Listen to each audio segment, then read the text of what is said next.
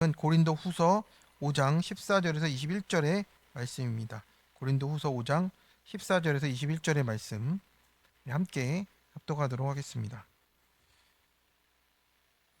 그리스도의 사랑이 우리를 강권하시는도다. 우리가 생각하건대 한 사람이 모든 사람을 대신하여 죽었은즉 모든 사람이 죽은 것이라.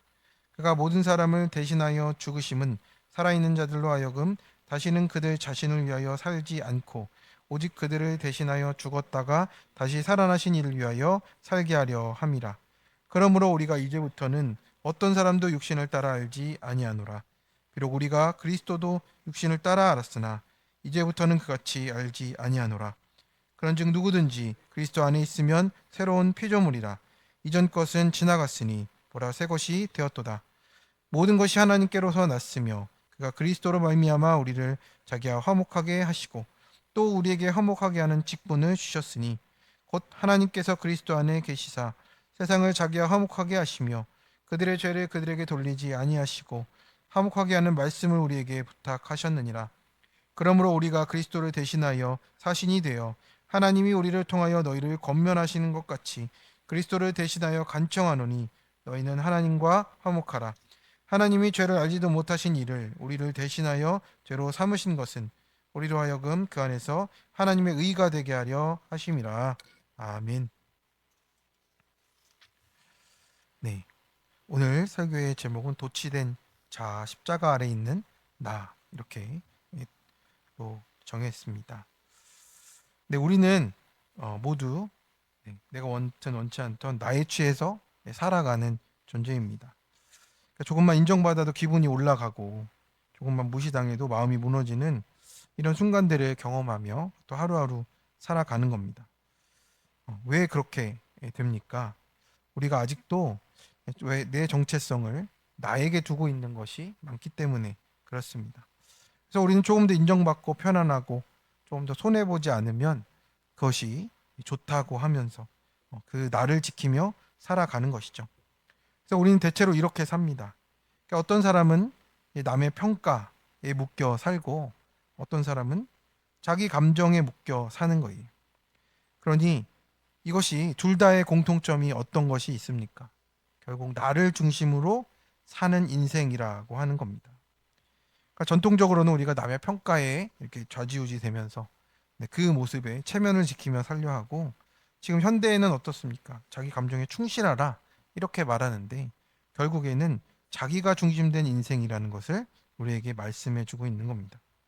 그런데 오늘 본문은 우리에게 완전히 다른 인생을 말해주잖아요. 그리스도의 사랑이 우리를 강권하신다라고 말씀을 하는 겁니다. 우리가 잘 생각해 봐야 됩니다. 내가 예수님을 믿는 것이 나로부터가 아니고요. 예수님이 나를 믿어주고 나를 사랑해 주셔서 여기까지 온 것이라는 것입니다. 그래서 오늘 이 말씀을 통해서 나를 살게 하는 진짜 힘이 무엇인지를 우리 함께 띵크해 보려고 합니다. 첫 번째로는 강권하시는 그리스도의 사랑이 도취된 자아를 깨뜨리는 거예요. 그래서 우리는 나도 모르게 세상에서부터 주입된 도취된 모습으로 살아가는 거예요. 그래서 현대를 사는 우리에게는 끊임없이 자신을 증명하라라는 이 압박이 우리에게 또 놓여져 있습니다. 잘해야 가치 있고 인정받아야 존재감이 생기고 성공해야 비로소 의미 있다는 그런 것이죠. 그래서 우리는 늘 긴장하고 있어요. 그것을 놓치지 않으려고 하는 겁니다. 그런데 어떤 두 청년이 같은 오디션을 봤답니다. 근데 둘 다 떨어졌어요. 한 사람은 완전히 무너졌어요. 나는 이제 끝났다. 이렇게 된 거고. 그런데 다른 한 사람은 실망했지만 무너지지는 않았어요. 왜 그런가 봤더니 한 사람은 배우 그 자체가 자기 정체성이었고 다른 한 사람은 하나님의 자녀가 정체성이었던 거예요. 교회에서 있던 청년들이 둘이 이렇게 같은 오디션을 봤다는 내용이었는데 그렇습니다. 실망해도 실패해도 그게 전부가 아니니 그 두 번째 청년은 그냥 그 자리에서 또 살아갈 수 있는 힘을 얻어서 살아가는 겁니다. 14절의 말씀입니다. 우리 한번 같이 읽어보겠습니다. 그리스도의 사랑이 우리를 강권하시는도다. 우리는 생각하건대 한 사람이 모든 사람을 대신하여 죽었은즉 모든 사람이 죽은 것이라. 아멘. 여기서 강권하다는 말을 우리가 또 성경에서 두 번째로 보게 됩니다. 누가복음에도 있는데, 네, 이 강권은 어떤 거냐면요, 억지로 끌고 간다가 아니고 사방에서 꽉 붙잡아서 움직일 수 없게 해서 이렇게 방향을 바꾸는 힘이에요. 그러니까 그리스도의 사랑이 우리를 강권했다는 말은 뭐예요? 지금 사방에서 꽉 붙잡아서 나를 지금 인도해 가고 있다는 뜻입니다. 그러니까 그리스도 안에서 다시 살아난 나는 내 스스로 살아난다가 아니잖아요. 지금 그리스도의 사랑이 나를 꽉 붙잡고 있다라는 그 말입니다. 도저히 거부할 수 없을 만큼 붙드시는 사랑인 거예요. 그래서 내가 결심해서 사는 인생이 아니라 그 사랑에 붙들려서 이제는 그 사랑에 인도하신 대로 살아간다라는 뜻입니다. 네, 그래서 15절입니다. 우리 15절 말씀 같이 읽어보겠습니다. 그가 모든 사람을 대신하여 죽으심은 살아있는 자들로 하여금 다시는 그들 자신을 위하여 살지 않고 오직 그들을 대신하여 죽었다가 다시 살아나신 이를 위하여 살게 하려 함이라. 그렇습니다. 두 가지의 삶이 나오는 거죠. 첫 번째로는 우리가 도취된 자아입니다. 자신을 위하여는 이렇게 되어 있잖아요. 그죠? 그들 자신을 위하여 살지 않고 그래서 자신을 위하여 사는 삶이 있다라는 거잖아요. 이거는 어떤 표현이냐면 자신을 중심으로 사는 사람이다라는 뜻이에요. 그래서 아침부터 저녁까지 이게 내가 유익한가, 내가 손해보나, 사람들이 어떻게 볼까, 전부 나 중심의 기준으로 살아가는 내 모습입니다. 그런데 내 자아로, 내 깨뜨려진 자아 가운데 십자가가 들어오면 어떻게 됩니까? 사도 바울은 이렇게 말한 거죠. 다시는 그들 자신을 위하여 살지 않고 오직 그들을 대신하여 죽었다가 다시 살아나신 이를 위하여 살게 하려 함이다. 그렇습니다. 그러니 이 십자가가 우리 자아를 깨뜨린 거예요. 그래서 한 사람이 모든 사람을 대신하여 죽었은즉 이런 말씀에서 대신하여 지금 나의 모든 삶을 대신하여 죽으시고 살아나신 이가 지금 내 가운데 강권하는 사랑으로 임하셨다라는 거예요. 내가 죽어야 되는데 예수님이 대신 죽으셨다라는 뜻입니다. 그래서 이것이 구속사의 핵심이잖아요. 나는 이미 죽은 자고 그래서 나는 다시 생명을 받은 존재다. 그러므로 이제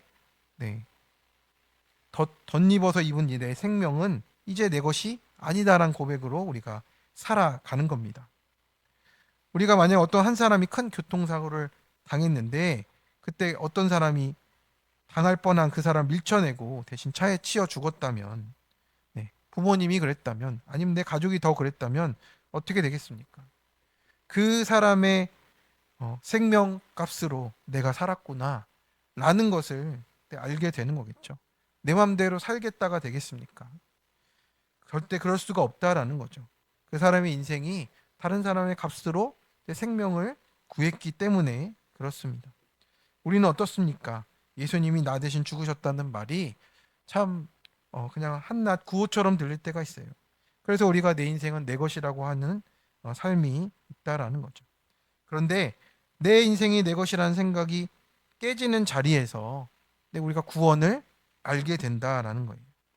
자기에게 도취해서 사는 것이 우리의 죄의 본질임을 우리가 너무나 잘 알고 있습니다. 그러면 다시 살아나신 이를 위해서 살게 되는 것은 어떤 것이냐? 우리 16절의 말씀을 같이 읽어보겠습니다. 그러므로 우리가 이제부터는 어떤 사람도 육신을 따라 알지 아니하노라.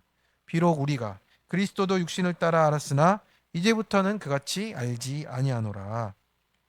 네. 그래서 이제는 외적인 세상의 조건으로 보지 않고 유익으로 보지 않고 구속사의 눈으로 우리가 우리 삶을 바라보고 사람을 바라보고 관계를 바라보고 살아간다라는 거예요. 그래서 우리가 적용할 것은 무엇입니까?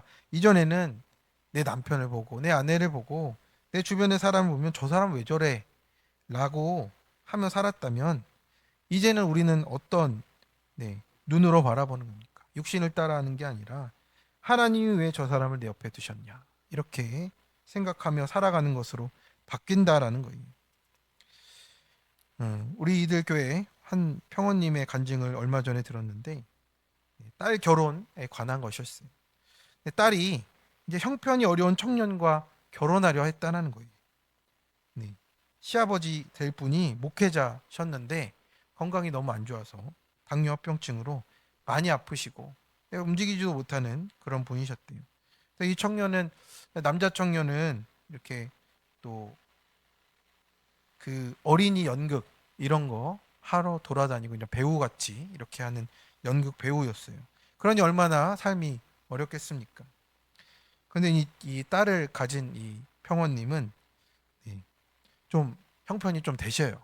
가진 것도 많으시고 딸도 네, 또 예쁘고 하니까 이제 좀 마음이 어려웠던 것 같아요. 왜 이제 믿음이 있는 청년인 건 참 좋고 신교제하는 건 참 감사한데 이게 참 마음이 어렵다. 그래서 이제 그런 반대의 조건을 달았대요. 시아버지가 너무 시아버지 될 분이 너무 아프지 않냐 이렇게 자기 마음을 정하고 계속 3년 이상을 네, 반대를 했답니다. 근데 그 어머니는 그 남자 청년의 어머니는 어려운 형편에도 네 이제 부목자로 섬기시면서 그 목장에서 또 열심히 살아가시는 분으로 또 알게 되었고 그런 모든 과정들을 보니까 참 마음이 힘들어졌답니다. 그래서 많이 이제 딸과도 싸우고 했는데 이제 어느 날은 어머니로서 걱정이 앞서서 말을 했대요 딸에게. 너 힘들어서 돌아오면 어떡하려고 그러냐. 너 거기 아무것도 없는 집안에 가서 뭐 하려고 하느냐. 이런 식으로 막 얘기하고 이제 어느 날은 이제 그 불바다 속에 네가 뛰어들려는 거냐. 막 이러면서 엄청 싸웠대요. 네, 이 심정이 이해 가십니까? 네. 혹시 딸이 그렇게 데리고 오면 어떡하나 생각이 또 드는 것 같습니다. 근데 그렇게 싸우던 중에 네 불바다에 들어갈 거야 이런 중에 딸이 이렇게 대답했답니다. 그래 엄마는 그렇게 행복을 위해 살아. 나는 구원을 위해 살게. 그 말을 하니까 그때 이제 마음이 참 내가 평원인데 지금 내가 뭐 하고 있나 생각도 들고 내가 이렇게 반대하는 게 네, 정말 신교제를 원하는 삶이 맞나 정말 해석이 안 되는 내 모습을 보면서 이렇게 마음이 찔리게 됐답니다. 그래서 지금은 내 결혼을 했어요. 결혼을 해서 제가 여기 오기 전에 결혼을 한 3월에 했었나 그렇게 됐던 청년으로 기억이 나고요. 근데 이제 그 아버지 시부 되실 분은 먼저 돌아가셨어요. 한 2월에 돌아가시고 막 이런 사건들이 있었는데 이 간증을 들으면서 그때가 좀 기억이 났습니다. 그래서 지금은 날마다 말씀 앞에서 또 이 두 자녀가 잘 결혼해서 붙어가고 있고 그런 사이와 딸이 되고 있고 근데 이런 게 신결혼이구나. 그러니까 우리는 다 갖춰지고 모든 것이 또 순조롭고 모든 것이 다 이루어져야 되는 것이 우리의 또 고등 교만일 수가 있어요. 네, 고등 기복일 수가 있죠. 그런데 정말 믿음 하나 보고 그 믿음 안에 살겠다 하는 이 두 사위와 딸이 자기에게 이렇게 참 묵상이 많이 된다라고 고백하는 내용이었습니다. 우리가 육신을 따라 알면 어떻겠습니까? 우리의 눈에 그것만 보이겠죠. 없는 것만 보이고 또 세적인 세상의 조건, 유익으로는 정말 찾아볼 수 없는 것들이었는데 참 육신이 아니라 정말 믿음으로 보는 그 길을 가고 있는 우리 청년과 그 부부가 아닌가 생각을 하게 됩니다. 네, 적용 질문입니다. 나는 그리스도의 사랑에 강권되어 살고 있습니까? 말 한마디에도 존재가 흔들립니까? 난 실패가 끝이라 여깁니까? 거기서 자아가 깨지고 주님을 붙듭니까? 이제는 내 맘대로 인생이 아니라 주님 다시 주신 인생임을 고백하십니까? 네, 두 번째입니다. 십자가 아래서 받은 정체성이 나를 새롭게 살게 합니다. 17절입니다. 우리 한번 같이 읽어보겠습니다. 그런즉 누구든지 그리스도 안에 있으면 새로운 피조물이라 이전 것은 지나갔으니 보라 새 것이 되었도다. 그래서 여기서 말하는 주님이 주시는 우리의 정체성은 무엇입니까? 성취가 아니라 선물인 거예요.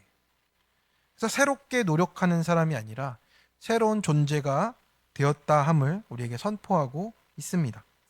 그래서 개선된 사람 정도가 아니라 완전히 새로 지어진 존재로 주님이 우리를 부르셨고 정체성이 그래서 우리가 만드는 게 아니라 받는 것이고 주님께서 주시는 것으로 우리가 붙드는 겁니다. 그런데 우리가 아직도 흔들리는 이유들이 있어요. 세상의 방식과 복음을 헷갈릴 때가 있잖아요. 세상은 잘하면 인정받는다고 복음은 이미 인정받았기 때문에 그 안에서 은혜로 살아가는 겁니다. 그래서 십자가가 주는 정체성은 무엇입니까? 우리 21절의 말씀 같이 한번 읽어보겠습니다. 하나님이 죄를 알지도 못하신 이를 우리를 대신하여 죄로 삼으신 것은 우리로 하여금 그 안에서 하나님의 의가 되게 하려 하심이라. 아멘. 네, 아멘이십니까? 아멘. 이 한 구절이 십자가 아래에 있는 나의 모든 정체성을 설명하는 거예요. 그러니까 십자가는 두 가지를 동시에 말하고 있어요. 첫 번째는 나는 완전히 죄인이다 라는 것은 어떤 것을 우리 안에 창조합니까? 겸손의 뿌리를 창조하는 거예요. 겸손이 없었던 우리에게 참된 겸손의 뿌리를 창조하신 거예요. 두 번째는 뭐예요? 나는 완전히 사랑받는다라는 거예요. 그것은 어떤 근거가 됩니까? 우리가 담대하게 이 세상을 살아갈 근거를 마련해 주는 거예요. 우리는 아래도 없었고 위도 없었던 사람이었는데 십자가를 통해서 이 두 가지가 우리 가운데 심어진 겁니다. 나는 죄인 중에 괴수인데 하나님은 나를 포기하지 않았어요. 근데 어떤 말인지 느껴지십니까? 십자가는 나를 바닥까지 낮추고 동시에 하늘까지 들어 올리는 거예요. 그러니까 십자가를 통과한 정체성은 겸손함과 자신감이 동시에 가능하도록 우리를 붙들어주고 있다는 겁니다. 그래서 세상의 정체성은 참 일방적이에요. 성공하면 교만해지고 실패하면 무너지는 거예요. 근데 복음은 무엇이라 말합니까? 우리가 항상 겸손의 자리에서 또 항상 담대하게 살아갈 수 있도록 우리를 붙들고 있어요. 그러니 어떻게 됩니까? 실패에도 무너지지 않고 성공에도 교만해지지 않는 삶으로 우리를 붙들어 주는 겁니다. 18절 19절은 그래서 새로운 피조물인 우리가 어떤 삶으로 부르심을 받았나 설명을 하고 있습니다. 우리 18절 19절을 같이 읽어보겠습니다. 모든 것이 하나님께로서 났으며 그가 그리스도로 말미암아 우리를 자기와 화목하게 하시고 또 우리에게 화목하게 하는 직분을 주셨으니 곧 하나님께서 그리스도 안에 계시사 세상을 자기와 화목하게 하시며 그들의 죄를 그들에게 돌리지 아니하시고 화목하게 하는 말씀을 우리에게 부탁하셨느니라. 아멘. 우리가 여기서 놀라운 것은 이것입니다. 나 같은 죄인에게 하나님이 이루시는 화목의 사명을 맡기셨다라는 거예요. 여기서 화목의 뜻은 이렇습니다. 관계를 완전히 바꾸어서 원수에서 친구로 만드는 것이에요. 네, 이 말이 안 되는 관계의 역전인 거죠, 그죠? 원수에서 친구로 만드는 화목이래요. 그래서 우리는 하나님과 원수였습니다. 그런데 예수님 때문에 화목이 되었어요. 우리가 이룬 것이 아니었고 주님께서 십자가 가운데 그 모든 것을 지시고 완성하신 겁니다. 그래서 그 은혜를 받은 사람이 이제 다시 생명을 얻어서 화목하게 하는 사람으로 부르심을 받았습니다. 이제 인생의 목적이 나를 증명하는 게 아니고 하나님과 사람을 화목하게 하는 삶으로 부르심을 받은 거죠. 우리가 만약에 부부 사이에 다툼이 있어요.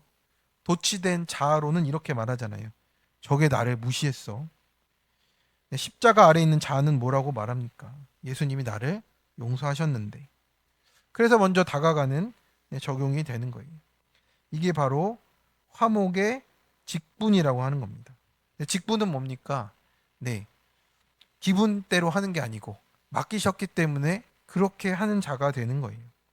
그래서 용서는 감정이 아니고 내가 받은 은혜를 기억하며 또 적용하는 것입니다. 그래서 핵심은 우리가 정체성을 정체성이 바꾸어져 있는데 그렇게 되면 우리의 반응도 바뀌어 간다라는 말씀을 오늘 전하는 겁니다. 네, 우리 20절의 말씀을 같이 한번 읽어 보겠습니다.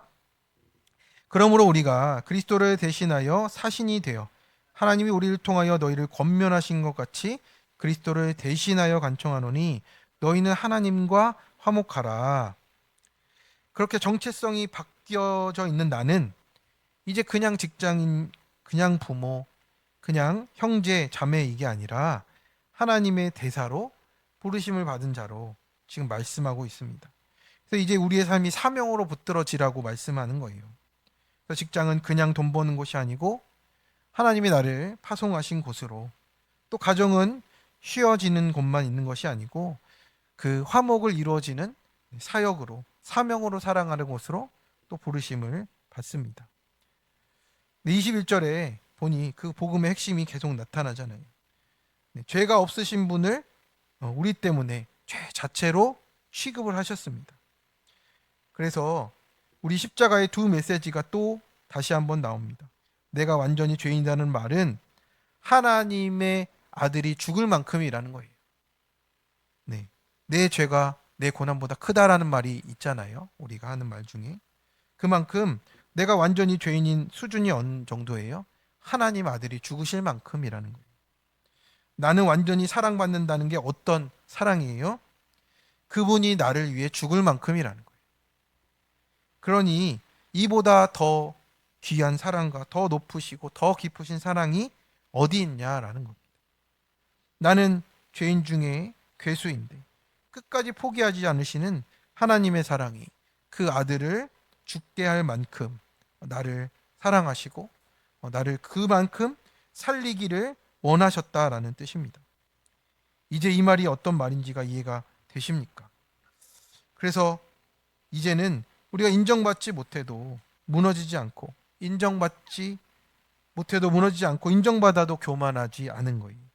그것이 하나님의 의를 힘입어 살게 되는 삶입니다. 비굴하지 않고요. 할 말을 할 때 하고 하나님 뜻을 구원을 위해서 또 순종하는 삶이 되어지는 겁니다. 네, 작년 큐티 간증입니다. 아버지가 젊은 나이에 폐암으로 돌아가신 분 집사님이신데 억척스럽게 사신 어머니 덕분에 이제 좋은 대학도 가고 잘 가정을 꾸리며 살게 되었답니다. 그래서 행복한 가정을 꾸려서 어머니를 모시려고 사는 것이 이 남편의 꿈이었다라고 해요. 네, 네. 아내분들에게는 참 쉽지 않은 그런 꿈인 것 같은데.